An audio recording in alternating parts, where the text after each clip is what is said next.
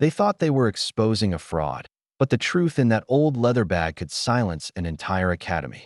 No one expected the new woman on campus to carry secrets heavier than her duffel. But when 3 cadets surrounded her near the drill field and demanded she open her bag, the air itself seemed to tighten. What they found inside wasn't just history, it was command. Before I tell you what happened next, tell me in the comments where you're watching from. I love knowing who's listening. The sun hung low over Fort Branton Academy, painting the parade ground in shades of fire and dust. Cadet Mitchell, a second-year loudmouth with more ego than discipline, sneered as the woman set her bag on the ground. She wasn't in uniform, just a plain navy jacket and worn boots. To the cadets, she looked like an outsider, maybe even an intruder. Regulations say no civilian carries restricted gear on base, Mitchell said, trying to impress the others. Let's see what she's hiding. The woman didn't move. Her posture was calm, almost too calm. She looked at the 3 cadets, then at the flag flapping above the administration hall. If you open that bag, she said quietly, be ready to understand what respect truly means. The words weren't a threat.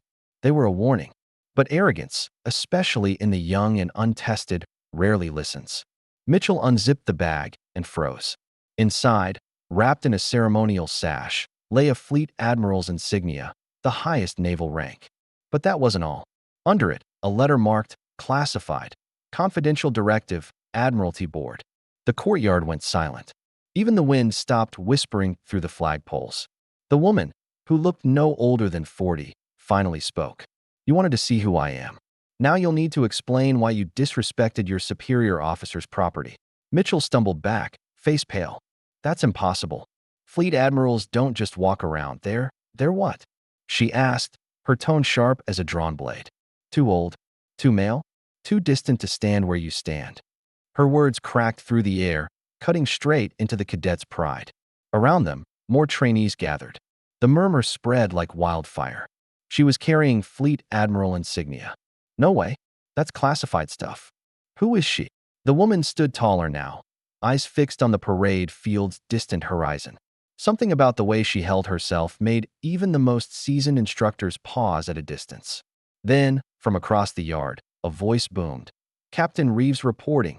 Every cadet turned. A decorated officer was approaching, ribbons, service bars, posture so sharp it could slice through steel. The captain's eyes landed on the woman, and in an instant, his entire body shifted. He stopped in front of her. Then, in one motion that silenced every breath in the courtyard, he saluted. Fleet Admiral Rowan, he said, voice steady but trembling with emotion. Welcome home, ma'am. Gasps rippled through the crowd. Mitchell's knees nearly buckled. The 2 cadets beside him stepped back in shock. Fleet Admiral. The name echoed across the base like thunder. Rowan turned toward the captain. At ease, Reeves. I told command I'd arrive unannounced. You certainly did, Reeves said with a faint smile. The cadets must have thought you were here for inspection, not judgment. Rowan's eyes softened as she looked back at the stunned trainees. Judgment isn't my job, she said. Teaching is. But there was history written in the lines of her face. History few could imagine. The whispers started again, softer this time, reverent rather than mocking. Someone had recognized the name. Rowan, the first woman ever to command the 5th Fleet during the Persian Gulf conflict. The one who'd gone missing after a covert mission no one was allowed to discuss. And now she was here, standing on the same ground where cadets once joked about her being a myth. Do you know why I came back? She asked. No one answered. I came because too many young soldiers think rank makes them worthy of respect. But it's character that earns it. I wanted to see if this academy still remembered that. She glanced at Mitchell, who now stood stiff, his eyes fixed on the ground. Tell me, cadet, what did you expect to find in my bag? He swallowed hard. I thought you were pretending, ma'am. Pretending, she repeated softly. That's what most of you think leadership is, pretending you're in control. But real command isn't power. It's burden. It's staying awake so others can rest. A tear threatened to escape from Mitchell's eye, but he blinked it away. I didn't know, he whispered. Rowan smiled gently. Now you do. The captain stepped forward. Fleet Admiral, if I may, the cadets could use your words in assembly. She nodded. They'll get more than words. That evening, under the fading sunset, the academy gathered in formation. The air was electric, heavy with the weight of what had happened. Rowan stood on the podium, her fleet insignia gleaming faintly under the lights. "When I was your age," she began, "I thought medals made a leader. I was wrong. Medals fade. Ranks change. What remains is how you treat the people beneath you. That's your real honor." Her voice carried across the field like the tide, steady, relentless, and full of truth. "I've seen the bravest men break under silence and the quietest women lead armies with nothing but conviction. So before you ever question someone's worth again, ask yourself, what have you earned that gives you the right?" There was no applause. Not yet. Just silence. The kind that comes when truth strikes deeper than pride. Then, one by one, cadets straightened their posture.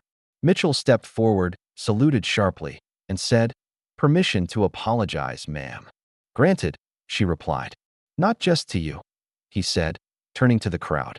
"To every person I've judged before knowing their story." Rowan's eyes glistened. The captain looked proud. And for the first time in years, the Academy's parade ground felt sacred again, a place where humility had returned. As the night deepened, Fleet Admiral Rowan walked past the flagpole, her shadow long and steady.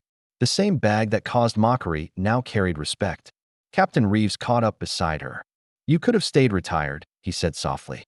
"I could have," she replied. "But the future of command isn't written by those who left the field. It's shaped by those willing to walk back into it, even when they don't have to. Because respect isn't about who salutes first. It's about who remembers why we salute at all."